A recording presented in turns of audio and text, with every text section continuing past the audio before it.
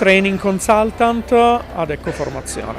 Adecco Formazione è l'ente di formazione del gruppo Adecco e formalmente ha nello spirito quello appunto di progettare formazione sia per disoccupati che per occupati, raccogliendo il fabbisogno sul territorio come raccogliendo il fabbisogno all'interno delle aziende. La fortuna è che negli ultimi 20 anni, da quando il gruppo Adecco è in Italia, l'ente di formazione Adecco Formazione appunto ha sviluppato la capacità di ascolto delle necessità territoriali. Infatti siamo ben dislocati in tutto lo stivale e qui nel Veneto appunto abbiamo ormai una radicata esperienza, parliamo la lingua dell'imprenditoria veneta e cerchiamo di capire con gli imprenditori quelle che sono le necessità formative per il miglioramento stesso delle aziende che stanno sul territorio. È stato uno delle